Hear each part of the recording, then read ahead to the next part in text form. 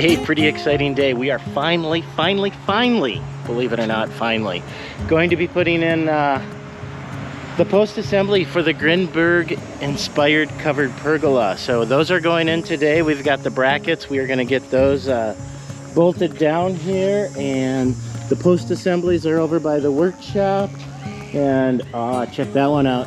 There's another little cute little timber frame project here. All right, let's get after this.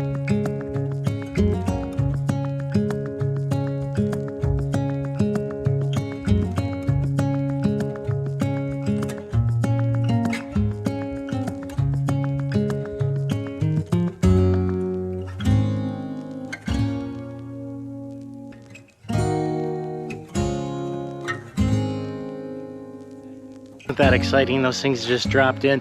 That's what you get with 2 years of planning to make this happen. Everything went perfectly smooth. Did a couple tours for the wedding venue, and now it's afternoon and I'm back at it. Not gonna get everything done on this go around, but what we are going to do is we are gonna put in our lag bolts down in on our brackets that are all lined up. We're using big 3/4 inch galvanized, a couple different lengths, the 8 and 6 inch on most of them in there. The way it looks, and it's kind of fun when you're working with round timbers, it's not like you can put a level on this and like get it exactly perfect. So I'm doing this somewhat by eye and just the way that it feels. Plus, when you look at this timber, you know, you might say, oh, it looks a little crooked, but that was kind of planned. The base down here is nice and straight and it goes up. That's what you get when you're dealing with these round peeled cedar logs. The only thing I do see in this is that this front one right here is just splayed out just a teeny bit. So I'm gonna anchor the other 4, put the piece across in there, and then run a strap or a come along and just kind of pull that side in when we finally set that one. That's what I'm gonna do. First thing, I'm gonna get these guys down here all anchored in with some big, huge lag bolts.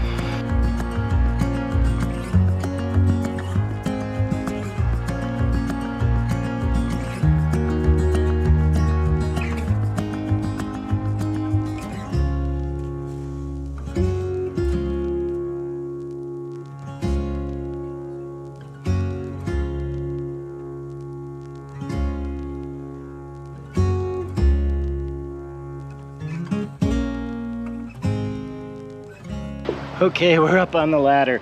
What makes this Grindbygg joinery, and I call it a Grindbygg inspired, we're using metal fasteners. So on one hand, it's not true Grindbygg because you'd be using wood fasteners. You would have a gable pitch here, and that pitch would be pushing, each side of the rafters would be pushing against the post, which would push against the head on your tie beam, and that's what would really keep it up.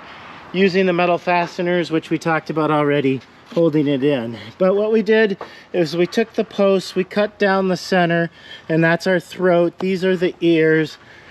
And on each end of the tie beams, there is the head, and the head still is square, and that's what would catch the post as it pushed apart.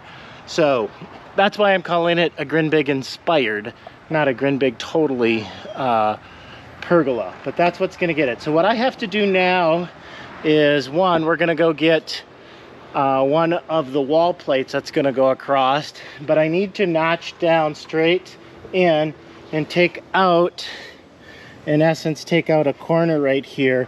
So the wall plate will have a flat side that goes back on top of the ear and sits on the tie beam. Those two are all going to get, in essence, tied together. So first thing I'm going to do is probably clean up that top over there, and then use this, draw a line across here and get me squared up so I can cut that out. I'm going to be using my little steel electric chainsaw. This is a perfect example of how a little steel or a little electric saw, doesn't matter what kind, will really help out.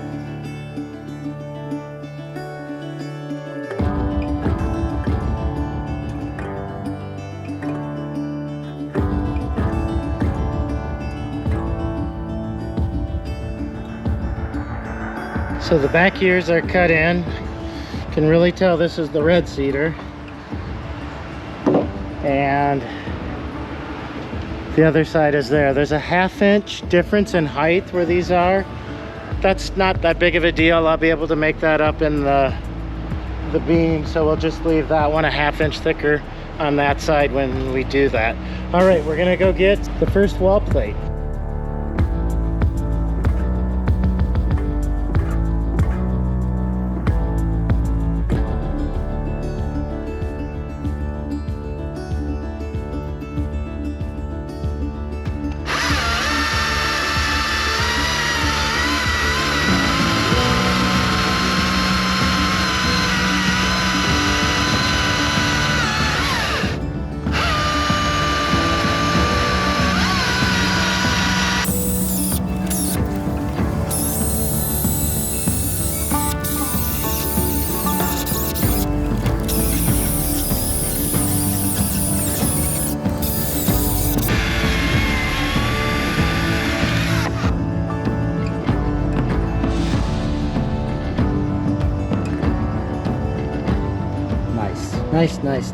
Nice. Can I get a woohoo? Can't tell you how exciting. I mean, I was excited this morning just starting this, but holy hot dog. Look at that. They dropped right in. Everything measured out. We're gonna get some fasteners in there.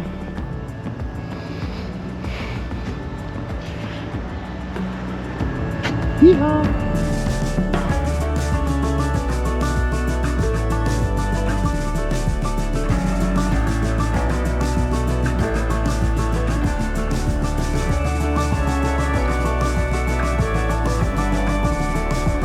We got a call for a nice white oak salvage. I'm gonna try to put a picture in down there. Anyways, put a picture of this big, beautiful white oak log that we went and salvaged yesterday afternoon, evening, which got in the way of putting in the second wall plate. So I have an hour this morning, and it's a beautiful morning, you know, sun's coming out, except for we're supposed to get rain for the next 24 hours. So I have an hour to put this one in and then do the last bracket down below, get those in. And I don't know if you can see in here, if I can hold this level, this guy has just a little bit out. So now that this is all there, I'm gonna bring the come along in and pull that over just a little bit when we do that final install there. But hey, gotta go get the tractor with all the tools on it.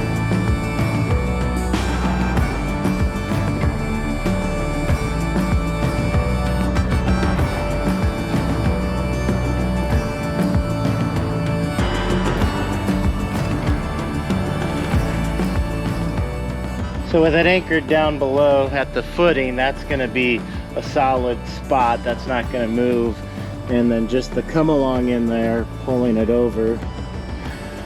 And it looks really nice. Everything else kind of stayed in place, so it will change just a little bit down below here. So now when I put those in and it relaxes, I may do like 2 more things so it over, and then when it relaxes, it comes back into plumb where I want it. But I won't release that till we actually have the wall plate up on top. The fun things when you do most of your work all by yourself, you have to come up with all these little ideas. But even if there was somebody else here, we would probably do it the same way.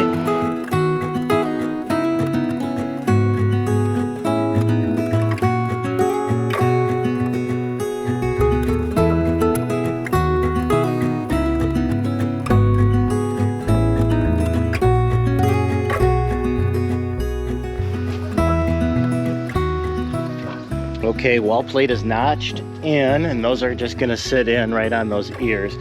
The skid loader's still on the trailer from our log rescue yesterday. I think Bryce just showed up. He's gonna pull the skid loader off the trail for me, bring it over. But this larch is super cool, and it's one of the neat things that I love to do about building here at the gardens. This larch was right over there. It was one that my grandpa planted. Hey, I'm gonna walk over there, meet you there in a second. Yeah, that's the big garden pavilion. There's a whole bunch of videos. I'll put a link in the description down below for the whole set on building that one. Anyways, I'm gonna also drop a clip of the larch tree coming out. So there is the stump of the larch tree. Very cool. and it's getting installed right over there. And the crane lifted this whole tree up and over. Pretty crazy. Check that out.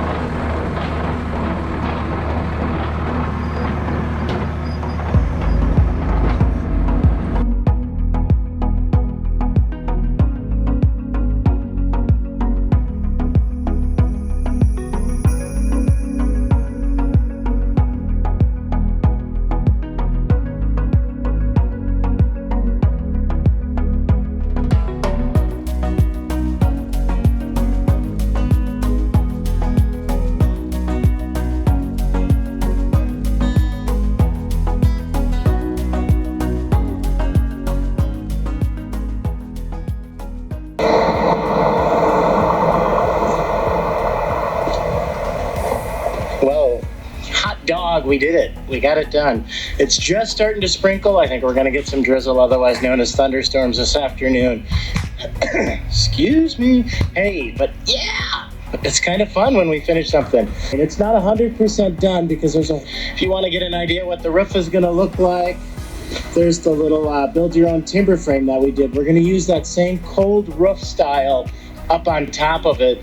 It's just going to have a flat roof with a 1-2% drain to the back and just drip. But wow, pretty awesome. Hey, thanks so much for following along, watching this, and just being part of this build.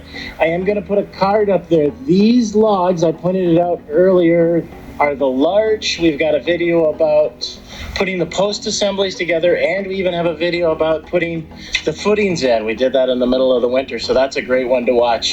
Hey everyone, say hi to Mandy. Woo!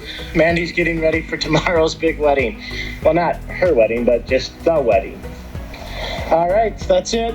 Hey, hit that like button, subscribe to the channel, all that stuff. Really do appreciate it, and we'll catch you next time. I'm gonna move some flowers in here. Woo! Make it look pretty.